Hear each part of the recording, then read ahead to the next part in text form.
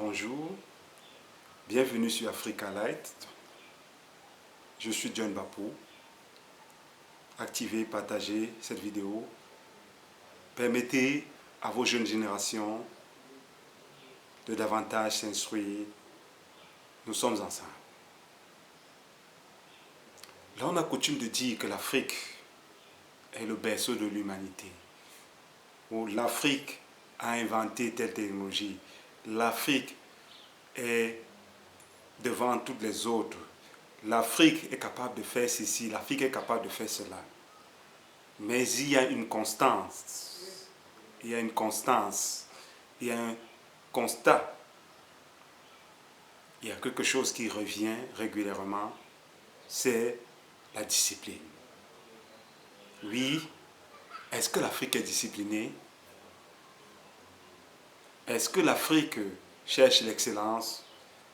Est-ce que nous sommes habitués à marcher sur la voie de l'excellence comme l'ont fait nos prédécesseurs il y a des siècles?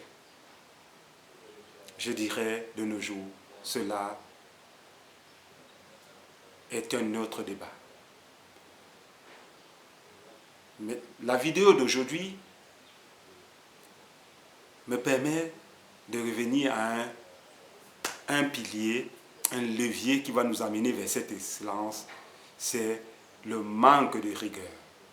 Oui, l'Afrique actuelle manque de rigueur.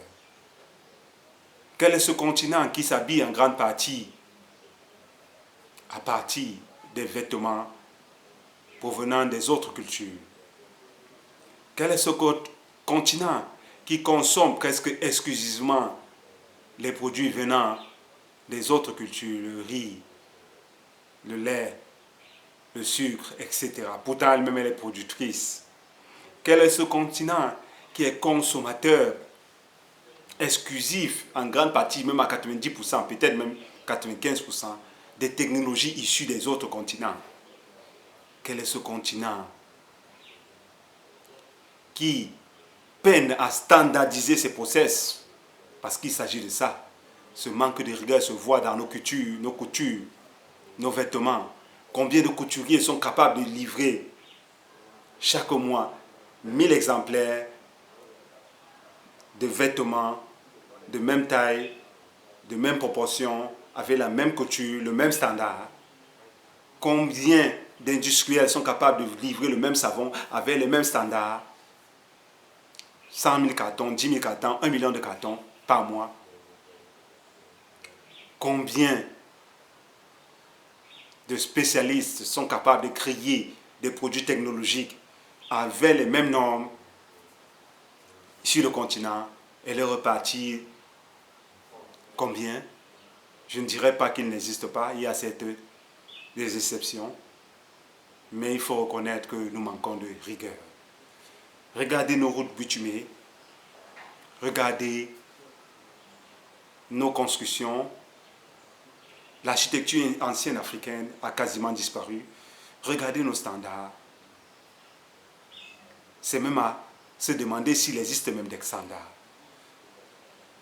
Quand vous allez dans les administrations, n'en parlons plus à ce niveau. Au niveau même des citoyens, regardez comment les citoyens se comportent. On marche et on crache partout. On marche et on jette des pots de bananes. On marche et on jette des ordures par-ci, par-là. Dès qu'il y a une petite pluie, et on profite pour ouvrir les immondices et autres, ainsi de suite.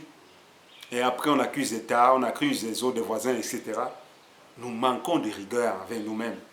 Oui, et ce manque de rigueur, il nous est préjudiciable.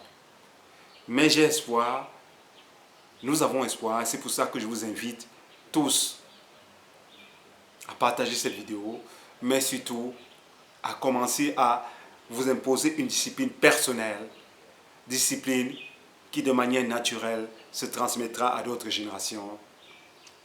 Et nous arriverons à retrouver notre splendeur d'antan, mais surtout à la dépasser et à reproposer la grandeur philosophique, grandeur spirituelle que l'Afrique a toujours voulu, que l'Afrique s'est souvent taguée cette grandeur de lumière, cette grandeur de mérite, cette rigueur et cette discipline, cette excellence que l'Afrique est en train de retrouver.